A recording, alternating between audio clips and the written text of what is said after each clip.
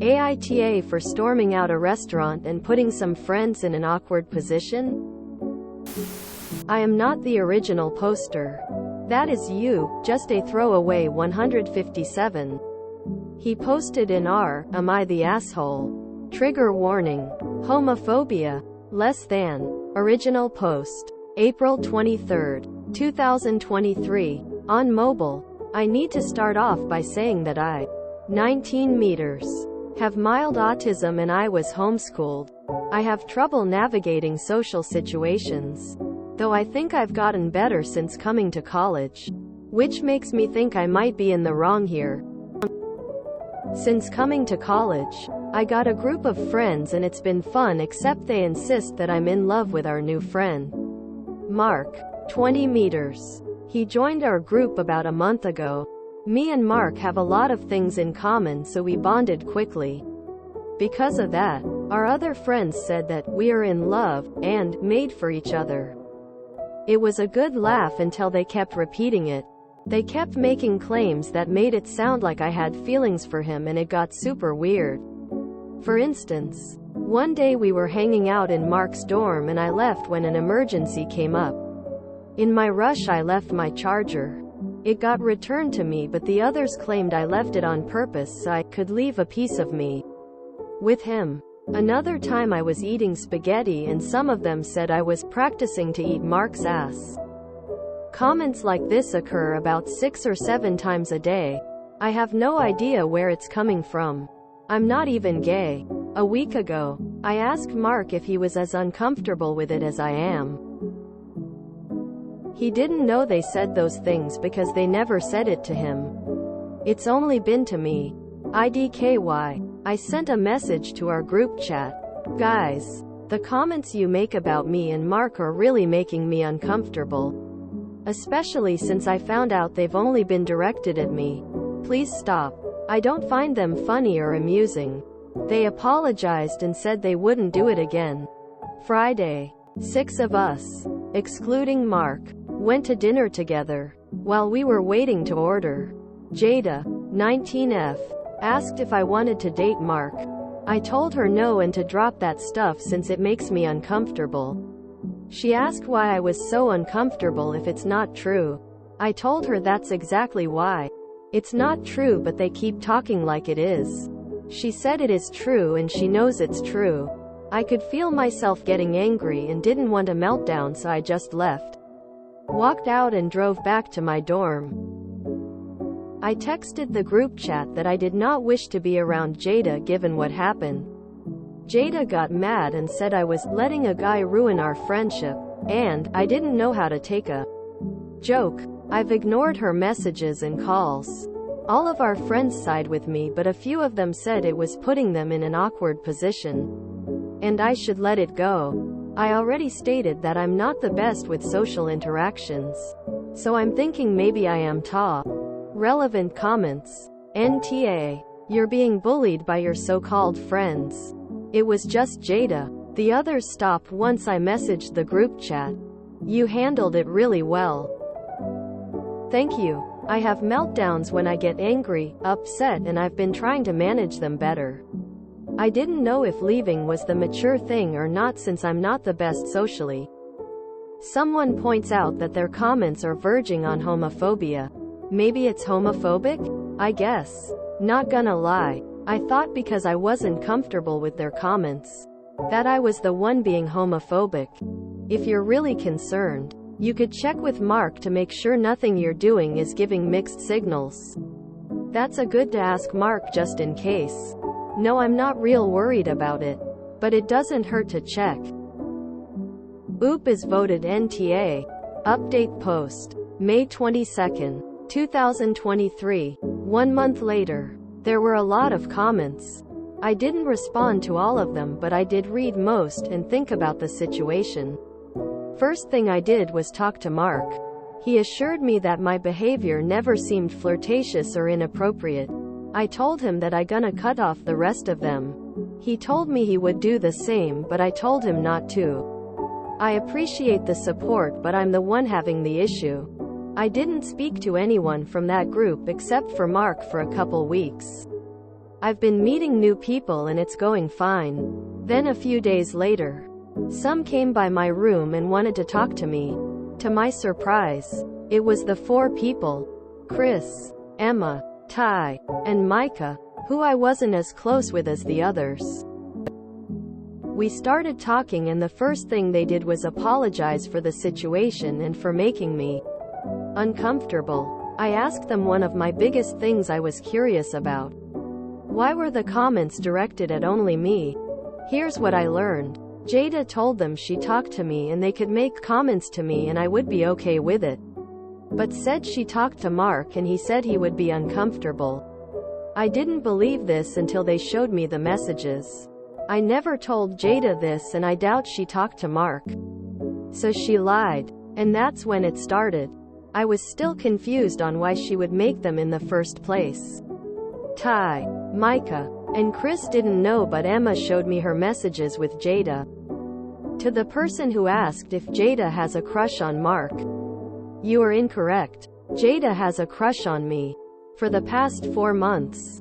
Even though I'm not the best socially. Once I saw the messages, I'm pretty sure she was jealous of Mark and was trying to make me uncomfortable around him. The other 3 saw the messages and thought the same thing. So she was jealous. Nobody aside from Emma knew this though. They just joined in because they thought it would be funny. I asked, why is me being uncomfortable a joke or funny? They didn't have a response. I told them what a lot of people told me in the replies. How it was bullying and homophobic to make such remarks, and disguising them as jokes is just an excuse. I acknowledged that I should have said something sooner.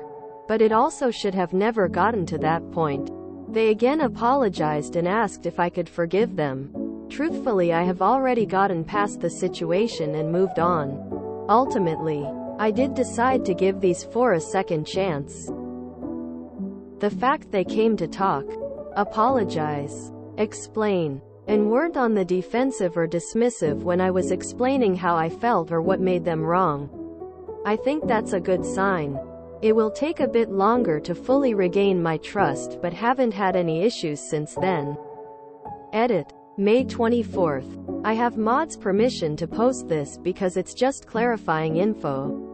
I talked to my parents about the situation and they were confused on some things. So I thought maybe I should clarify here as well. When I said a few weeks, I meant about 18 or 19 days. Which is still a long time, but it wasn't almost a month later. Maybe I should have specified that in the update. There's a few reasons it took them some time though. 1. I was actively ignoring the group. Point 2. My dad said the 4 of them probably didn't notice at first. Like I said, I wasn't as close with them as the others. And counting me and Mark, the group had 16 people. My dad said it probably took them a while to realize I wasn't hanging around them at all. Point 3. I started summer school. That has taken up most of my time and focus. It's also why its update is late when it occurred like a week ago. I forgot about it. Some of you guys said to be wary of Emma. My mom actually advised the same thing. Like I said, they are slowly building my trust back, but it takes time. It will take more time with her. Lastly, I want to thank everyone who gave their input on the situation. I was honestly really close to blowing up several times, but like I said, I'm trying to manage them better. I try to follow the example my grandfather set. My parents, and some people who messaged me, asked if I forgave too easily. I honestly don't know, but I believe in second chances.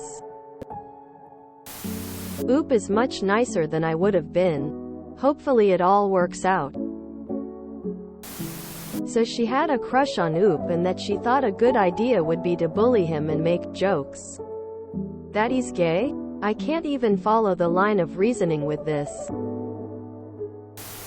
I feel like I'm lucky I never had this kind of drama in school. Autism is so frequently attributed to poor social skills.